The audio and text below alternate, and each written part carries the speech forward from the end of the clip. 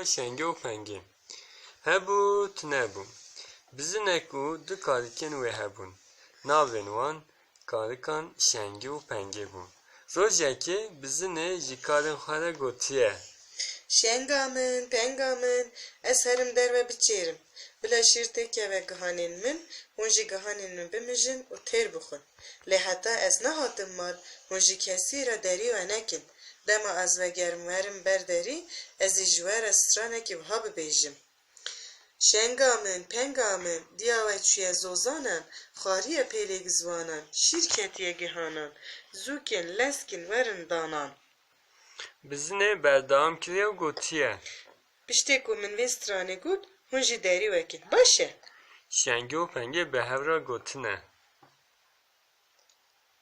باشه دایه ده çava gut. Emi ısa bıkkı. Piştüye demi bizim çüne zozanın. Gurek jî bi dizî guhdariya wan kiriye. Gur hatiye li derî xistiye, karikan bi hevra pirsîne.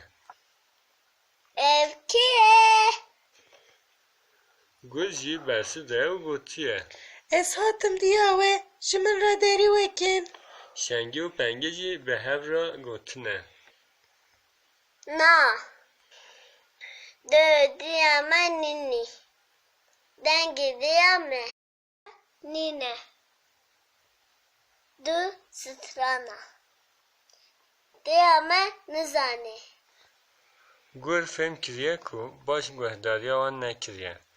Roja din gur baş guhdariya wan dike, piştî ku bizim diçe çêriyê, gur tê li derî dixe. Şengê û pengê dîsa pirsîne. Ev kiye? Gur dengê xwe wekî dengê bizinê kiriye û ji wan re gotiye. Ez diyawe me. Şengê û pengê gotine. Ev çava. Bizen du. Diyameyi. Ka strana. Diyame beje. Gur dengê xwe wekî bizinê zirav kiriye û gotiye. Şengamen pengamen diyawe çiye zozanan xariye pêlêg zwanan şîrketiye gihanan zûkin leskin werin danan Dengê şengê û pengê bawer dikin ku ew diya wan e û derî ji gorê re vedikin. Dema ku derî vedikin çi bibînin? Gur e. Gur hema yekser wan dixwe û diçe mala xwe. Dibe êvar bizin tê mal.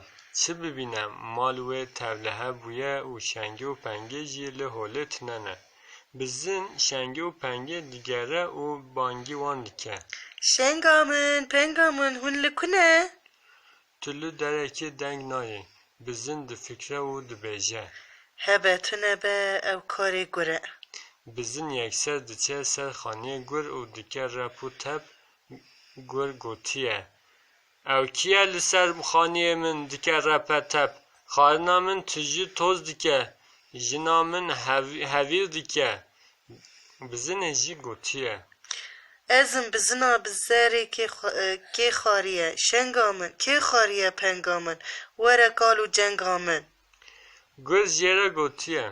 Min xariye şenga te, min xariye penga te. Ez tim qal û cenga te. Gur û bizin dest bi şer dikin. Êrişê hev dikin. Bizin qoçê xwe li zikê gur dixe û şengî û pengî di zikê gur da derdixîne. Bizinê jî karîkên xwe re gotiye. Hekî ez li mal nebûm heta ku vê baş nezanî ew ku derî dixe kî ye jê re derî we nekin baş e Karikan jî dayîka xwe re gotiye. Bu kafanı şey yapın. Başı dayı. Piştî vê bizin û karîkên xwe diçin mala xwe û heta dawiyê bi dilşad dijîn.